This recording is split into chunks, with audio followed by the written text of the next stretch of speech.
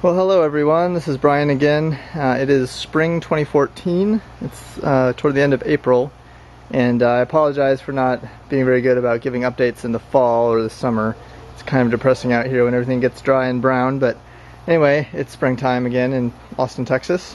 And you may notice there's been a few changes to the backyard since my last update. Most notably that shed, as well as some cosmetic improvements. My wife and I found some cut limestone on Craigslist for free. Someone had a bunch in their backyard and they wanted to get rid of it, and so we brought 2 expedition carfuls of this rock back one Saturday morning, and I've been working on putting it in around my plants to make them look a little bit more elegant. We'll start with the rainwater collection system, which I've introduced in previous videos.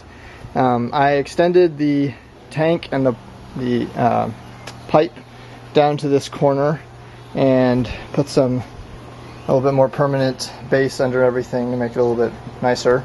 It's been working great. The tanks did not get empty last year. We had enough rainfall that I had plenty of water last year. We'll see how this summer goes, but they've been working well. The tanks are completely full right now after some rainfall this spring, and I'm now using the water to water some tomatoes. The shed, I also made a video of the construction of the shed. It's been awesome. I recently checked the level because my biggest concern is that the base will sort of settle and it'll become off-centered. But so far it seems pretty level. I do need to, at some point, jack it up and ideally put some more wood underneath the floor frame to give it a little bit more support, but it doesn't seem to have settled much, so far so good. If it does settle, my plan is to use a car jack, lift it up a bit, and put some of the leftover shingles underneath to kind of shim it up, and that should be enough to keep it level, hopefully. But it's been great. We have a lot of just storage stuff inside, as well as my lawnmower and things like that. Moving on to the persimmon, it continues to look pretty nice. It's budding out and fruiting. So we did not actually get any persimmon last year. We did the year before that, but last year all the fruit dropped. So we're hoping for some fruit this year. I just finished installing those rocks to give it a little bit nicer of a border, and the drip sprinkler is kind of underneath, kind of in these little gaps, like down in here. And so I can now kind of weed eat around it without having to worry about where the drip heads are. Our live oak's looking okay. It's always been a little bit goofy looking and it could probably go for some pruning, but it's too late for that this year. And the grapes are looking awesome. I already had to trim them back a little bit because they were going crazy. Last year we lost all our grapes to birds, so I bought some bird netting this year, and once they get close to ripe I'll drape it with that and hopefully we'll get some grapes. But it seems to be doing well. Oh, over here I haven't buried these yet, but this is sort of a tentative plan. I want to put kind of a wildflower bed back in there. So the idea would be to just kill all the grass and then just sow a ton of wildflower seed, and hopefully year after year they'll kind of seed themselves and keep propagating, and that can be kind of a little natural landscape back in there. Moving on to the keyhole garden. This was new last year, and we did pretty well last year. We got some good zucchini, some squash, but the beans and the peas and the carrots didn't go so well last year. We did also get some good okra from this last year. But now it's been a year. There seems to be a good earthworm population in there, and they're kind of working the compost out into the soil, and the beans and peas are looking much better already than they did last year. So hopefully we'll get some crop there, and the carrots are looking pretty decent. We had kind of a late spring. We had a lot of cold snaps late into the year this year, so I waited on the squash and cucumbers until just like a week ago and planted those, and they're starting to come up. As soon as they get a little bit bigger, I'm going to put my row cover over them so the squash vine borer doesn't get to them. Moving to the dewberries. So the goal here is, it looks a little gnarly right now, but I want to mulch in here, make this look a little bit more tidy, but now we have a good edge around this whole garden, and it'll just be kind of one continuous bed. It's watered up into the asparagus, and then all of this I kind of have to hand water, which I'm doing right now with Rainwater. So yeah, we'll go back to the dewberries. Dewberries are definitely a very native kind of plant. They don't have a beautiful growth habit, and they're thorny, but they are looking a little bit perked up this spring. Not thriving exactly, but look okay. And here's the blackberries, which are looking much better. I'll have to put some bird netting over these too, because we lost most of our blackberries to birds last year. The asparagus is not looking great. This is kind of the first year we're supposed to be able to start harvesting, but I don't know if it's just there's not enough nutrients in the soil or what, but it's just really thin and wispy. Nothing really harvest worthy yet. I got some iris from my mom, and they're pretty much done blooming for the year, but they looked really pretty a few weeks ago. My little attempt at an herb garden is sort of having mixed results. I've got some spearmint doing well, or peppermint there on the front. The back is spearmint, and it's, for whatever reason, not looking good yet this year. That's some parsley volunteer that we had that kind of bolted early because it sprouted before it got warm.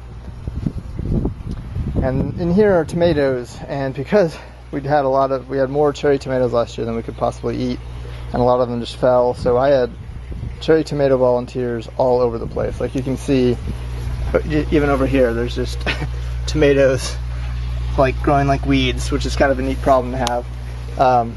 Cherry tomatoes are good, and they're definitely easy to grow. I'm hoping to get some brandywines going this year, and I would love to have the same problem with brandywines where they're just popping up all over the place.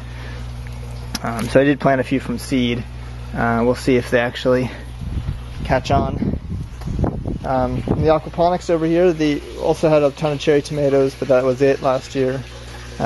This right here is brandywine, so I'm hoping this does well. And then I'll try to just reseed that guy so we can have a ton of those. Kind of our favorite tomatoes so far. And then these are more cherry tomato volunteers that just popped up. I'm trying to get some peppers growing, but I don't know, I haven't had much luck with pepper. We have a new batch of fish this spring. I kind of let this lay dormant over the winter. We had some really big, nice, healthy fish, but they kind of one by one died last fall. I'm not really sure why. So I got some more goldfish this year. So this is a new batch. Saved me some energy on the water heater by not having fish in here over the winter. And then we'll look at the peach quick. We did not have any peaches last year. They all fell off as well. But this year, they're looking much, much better. I don't think we had any that got this big last year, and we've got a bunch. I've heard it said that it's good to kind of pull off a lot of the fruit so that the nutrients can go to fewer fruit and really result in better, a few good fruit rather than a ton of marginal fruit. But because we've had so much fruit drop, I'm kind of scared to take any off, and we'll just see what happens. I did give this a few fertilizer sticks, so hopefully it has enough nutrients to give us a lot of good peaches. So we're excited about that. The chive on the right and the front is looking pretty nice. It's got some pretty flowers, and then the garlic chive there on the left has been doing great. So that's the backyard. Got more rocks that I don't know what to do with yet over there.